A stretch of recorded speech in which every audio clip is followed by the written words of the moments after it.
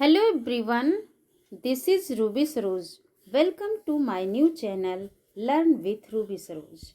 आज मैं आप लोगों के बीच चैप्टर नंबर 16 पर्यावरणीय संकट से जितने भी इम्पोर्टेंट क्वेश्चन बन रहे हैं लेकर आई हूँ। आइए आप भी हमारे साथ रिवीजन करिए क्योंकि एग्ज़ाम नज़दीक है, रिवीजन करना ज़रूरी है। तो चलिए स्टार्ट करते हैं। क्वेश्चन नंबर 1 में कह रहा है कि कौन सी ग्रीन हाउस गैस नहीं है। तो nitrogen sulphide green house gas नहीं है। जो ग्रीन हाउस गैस है वो कौन सी है? कार्बन डाइऑक्साइड, नाइट्रोजन ऑक्साइड और क्लोरोफ्लोरोकार्बन, ये सभी ग्रीन हाउस गैस है। जो ग्रीन हाउस गैस नहीं है वो नाइट्रोजन सल्फाइड। हरित गृह प्रभाव क्या है? तो कार्बन डाइऑक्साइड की मात्रा में वृद्धि से पृथ्वी का गर्म होना हरित गृह प्रभाव है। कार्बन डाइऑक्साइड की मात्रा में वृद्धि से पृथ्वी का गर्म होना हरित गृह प्रभाव है। निम्नलिखित में से कौन सा पदार्थ सर्वाधिक तापमान उत्पन्न करने में योगदान नहीं करता है? तो सल्फर तथा नाइट्रोजन के ऑक्साइड पदार्थ सर्वाधिक तापमान उत्पन्न करने में योगदान नहीं करता है। वैश्विक तापन का कौन सा प्रभाव है? तो कह रहे उपरोक्त सभी। समुद्र तल का ऊपर उठना, खाद्यान्न उत्पादन में कमी, सागरीय धाराओं में परिवर्तन, ये सभी वैश्विक तापन का प्रभाव है। कह रहे कि वैश्विक तापन का कौन सा प्रभाव है?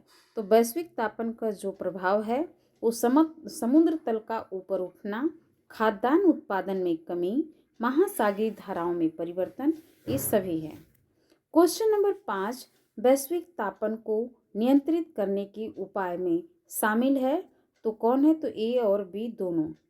जीवाश्म ईंधन के उपयोग कम करना, कृषि में नाइट्रोजन खादों का उपयोग कम करना, ये सभी वैश्विक तापन को नियंत्रित करने के उपाय में शामिल है। नगरीय ऊष्माद्वीप का तात्पर्य क्या है? तो कह रहे हैं नगरों के ऊपर वायुमंडलीय तापमान बढ़ना। क्वेश्चन नंबर 7, नगरीय ऊष्माद्वीप के निर्माण का कौन सा कारण है? तो कह रहे उपरोक्त सभी। नगरीय क्षेत्रों में वनस्पतियों का अभाव, नगरीय क्षेत्रों में पक्की निर्माण संरचना, नगरीय क्षेत्रों में सतही जल का अभाव, उपरोक्त सभी। ये सभी जो है कि नगरीय ऊष्माद्वीप के निर्माण में प्रमुख कारण है। एक बार फिर से देखते हैं। नगरीय क्षेत्रों में वनस्पतियों का अभाव, नगरीय क्षेत्रों में पक्की निर्माण संरचना, नगरीय क्षेत्रों में सतही जल का अभाव, ये सभी नगरीय ऊष्माद्वीप के निर्माण का कारण है। निम्नलिखित में से कौन सी प्राथमिक प्रदूषक है? तो कह रहे सभी। सल्फर डाइऑक्साइड और CO2 का कार्बन डाइऑक्साइड और नाइट्रस ऑक्साइड, ये सभी जो है कि प्राथमिक प्रदूषक हैं। ओजोन O3 है क्या? तो प्राथमिक प्रदूषक है। क्वेश्चन नंबर 10, निम्नलिखित में से किसके कारण वायु प्रदूषण नहीं होता है? तो कह रहे कि जल विद्युत शक्ति केंद्र के कारण वायु प्रदूषण नहीं होता है। क्वेश्चन नंबर 11, धूम कोहरा का निर्माण होता है। तो धूम कोहरा का निर्माण धुएं और कोहरा से होता है। निम्नलिखित में कौन सा मुख्य एरोसोल प्रदूषक है जो वायुयानों में पाया जाता है? तो फ्लोरोकार्बन एरोसोल प्रदूषक है जो वायुयानों में पाया जाता है, फ्लोरोकार्बन। निम्न में से किसे प्राकृतिक प्रदूषक कहते हैं? तो जंगल की आग को प्राकृतिक प्रदूषक कहते हैं। मोटर वाहनों से निकलने वाली निम्नलिखित में से कौन सी एक मुख्य प्रदूषक गैस है? तो कह रहे कि CO जो है कि मोटर वाहनों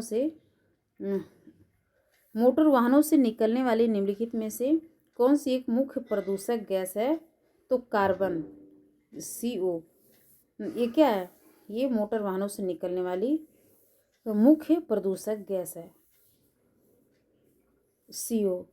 स्वचालित वाहन निर्वात का सबसे अविषालु धातु प्रदूषक है, तो कह रहे हैं कि लेड।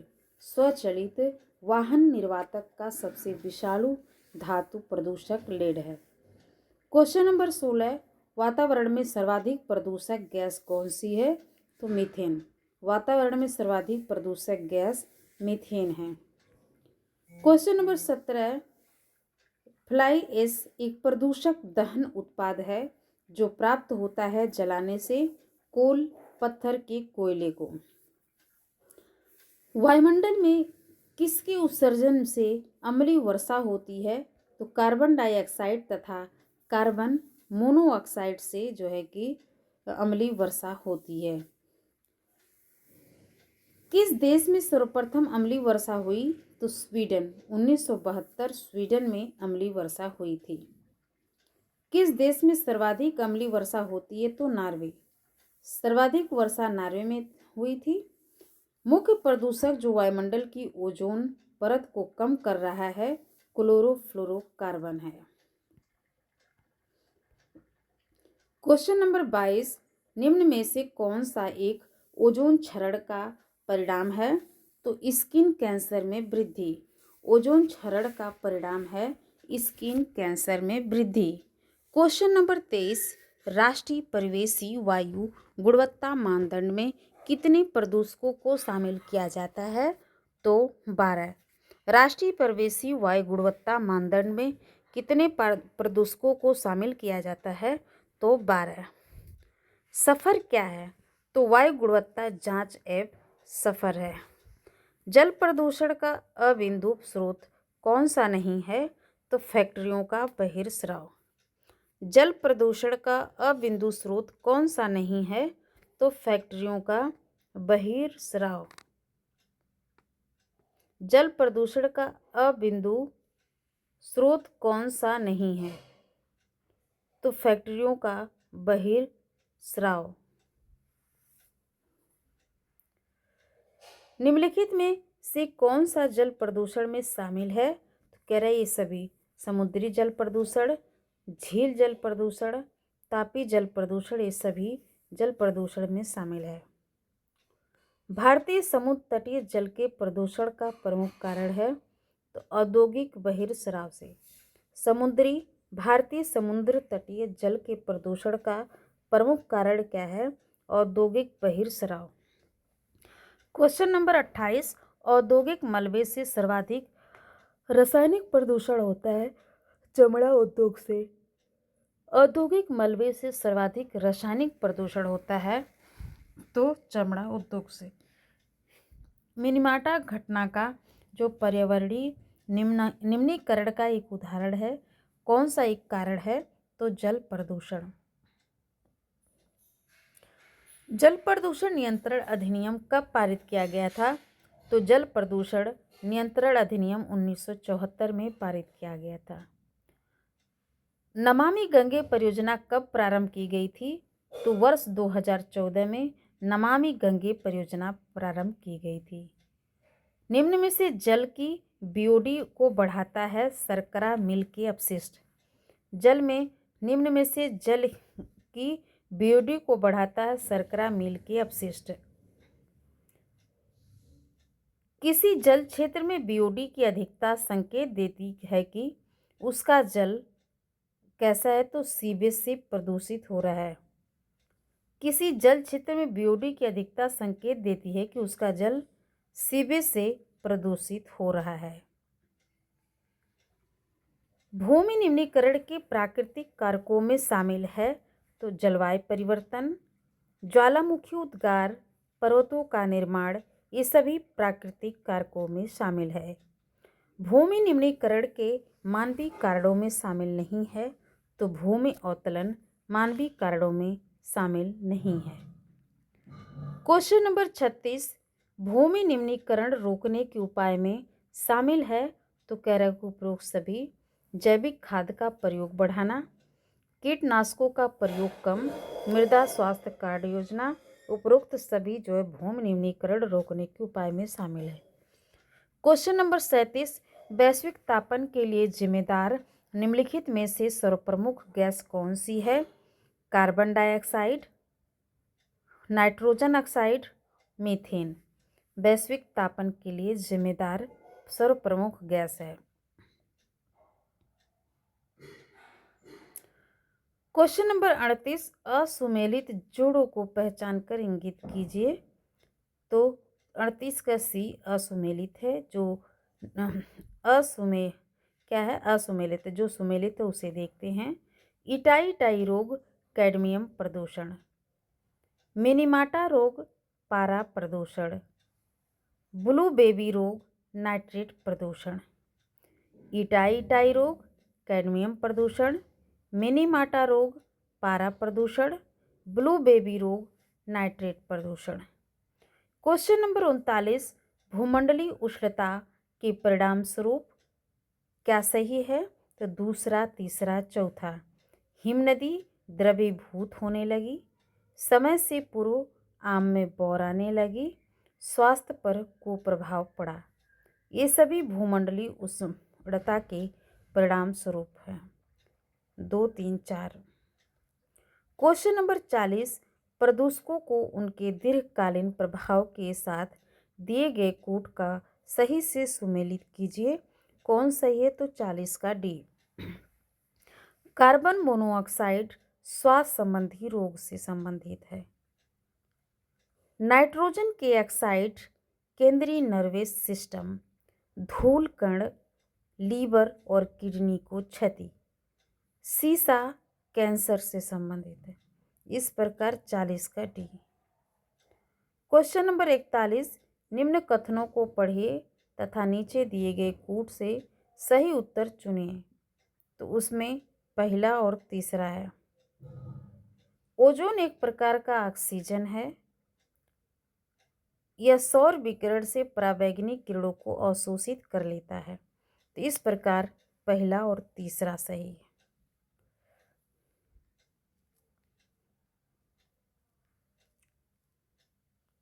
क्वेश्चन नंबर 42, उपरोक्त कथनों में से सही कथन है? तो कह रहे सभी। जल प्रदूषण निवारण और नियंत्रण अधिनियम 1974 के द्वारा जल को स्वच्छ बनाए रखने के लिए किए गए प्रयासों में शामिल है। इस भूमिगत व सतही जल के स्रोतों की गुणवत्ता को बनाए रखने के लिए प्रत्येक प्रकार के प्रावधान करता है। इसके तहत केंद्रीय व राज्य प्रदूषण नियंत्रण बोर्डों की स्थापना की गई तथा उनके कार्यों व शक्तियों को निर्धारित की गई। बोर्डों के अनुदान, बजट, लेखा जोखा आदि का प्रावधान किया गया। तो इस प्रकार ये सभी शामिल कथन सही है।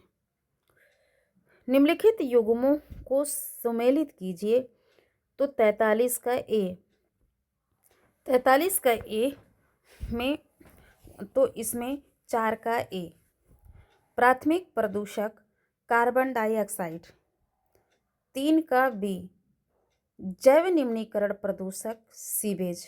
2 का सी, गुणात्मक प्रदूषक डीडीटी। 1 का डी, मानवजनित प्रदूषक कीटनाशक। प्राथमिक प्रदूषक क्या है? तो 4 कार्बन डाइऑक्साइड, जैव निम्नीकरण प्रदूषक सीवेज, गुणात्मक प्रदूषक डीडीटी, मानव जनित प्रदूषक कीटनाशक। इस प्रकार 43 का ए। क्वेश्चन नंबर 44, जैविक ऑक्सीजन मांग बीओडी के संदर्भ में जल प्रदूषण से संबंधित स्थितियों पर विचार कीजिए। तो इसमें 44 का डी सही है, पहला और तीसरा। पहला है कि जैविक ऑक्सीजन मांग ऑक्सीजन की वह मात्रा है जो सामान्य ताप पर किसी जल के 1 लीटर भाग को 5 दिन में सूक्ष्म जीवों की उपापचयी क्रिया के लिए आवश्यक होती है। जैविक ऑक्सीजन मांग, जिसे VOD बोलते हैं, ऑक्सीजन की वह मात्रा है जो सामान्य ताप पर किसी जल के 1 लीटर भाग को 5 दिन में सूक्ष्म जीवों के उपापचयी क्रिया के लिए आवश्यक होती है। तीसरा है कि BOD जल प्रदूषण के मानक निर्धारण का महत्वपूर्ण चरण है। तो इस प्रकार 1 और 3 सही है। क्वेश्चन नंबर, अब इसमें कथन और कारण दिया है। क्वेश्चन नंबर 45 में है कि इसमें देखिए ए आर दोनों सही, आर ए की सही व्याख्या नहीं करता है। विश्व में ग्लोबल वार्मिंग की समस्या उत्पन्न हो गई है, विश्व में जैव विविधता का ह्रास हो रहा है। तो ये दोनों कथन सही है, लेकिन ये दोनों एक दूसरे को जो है कि व्याख्या नहीं करते हैं। क्वेश्चन नंबर 46, इसमें कह रहे हैं कि ए आर दोनों सही है, आर ए की सही व्याख्या करता है। नेचर में प्रकाशित एक शोध के अनुसार वायुमंडल में उपस्थित काले कार्बन की मात्रा को कम करके ग्लोबल वार्मिंग की गति को कम किया जा सकता है। कार्बन डाइऑक्साइड के बाद काला कार्बन ग्लोबल वार्मिंग से सबसे ज़्यादा योगदान दे रहा है। नेचर में एक बार फिर से देखते हैं। नेचर में प्रकाशित एक शोध के अनुसार वायुमंडल में उपस्थित काले कार्बन की मात्रा को कम करके ग्लोबल वार्मिंग की गति को कम किया जा सकता है। कार्बन डाइऑक्साइड के बाद काला कार्बन ग्लोबल वार्मिंग में सबसे ज़्यादा योगदान दे रहा है। तो इस प्रकार ए आर दोनों सही है, आर ए का सही व्याख्या करता है।